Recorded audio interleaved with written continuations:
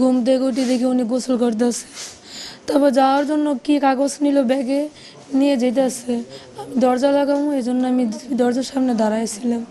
উনি দেখি দরজার সামনে জুতা পড়তেছে দাঁড়ায় দাঁড়ায়, কিন্তু মানে কতক্ষণ লাগাই পড়তেছে জুতা, কিন্তু আমি দরজা লাগাইতে আমার মন চাই না যে আমি দরজা লাগাই। আমি কি থাক, যদি দাঁড়ায় দাঁড়ায় জুতা পড়তেছে পড়ুক, আমি পরে লাগাই দরজা। তারপর উনি যাওয়ার পরে আমি তারপর দরজা লাগাইছি। আজকে কেন জানি উনি যাইতে চাই না দরজার সামনে থেকে।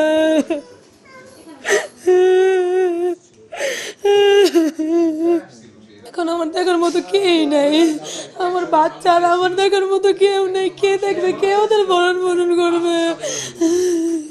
ব্যবসা শুধু লস গেছে আর লস গেছে, তাদের তো কোনো মানে এখন যে একটা উন্নতি হবে বলছে যে আমার এই কাজটা হইলে তারপর আমার এই এখন যা একটু ফ্যামিলিতে যা দেনা টেনা আছে সব আমি তাদের দিয়ে দিব। এখন এটা বলতে বলতে আমার যে থাক কিছু হইব না, আল্লাহর মধ্যে ঠিক হয়ে যাবো সব, আমার কাজ ঠিক হয়ে গেলে সব কিছু সমাধান হয়ে যাবে।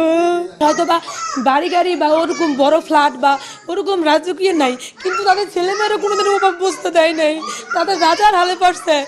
একটা একটা মানুষ যখন বিএপি-ভাবে চলে না, ছেলে মেয়েদের ঠিক সেম ওই বিএপি-ভাবে, এটা আমার মুখের কথা না, এটা আরও মানুষ আছে তাদেরকে জিজ্ঞাসা করেন, তাদের বিএপি-ভাবে চলাফেরা করাইছে উনি।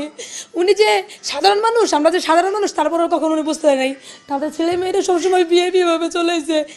কোনোদিন একটা ছেলে মেয়েদের জন্য কোনো কিপটামানি করে নাই, যে আসে না যে আমি এই এই 2 টাকা দামে জিনিসটা দিই না, কখনো না। সে আরও ভালো ভালো দিচ্ছে যে আমার ছেলে মেয়েদের আমি ভালো ভালো জিনিস দিই।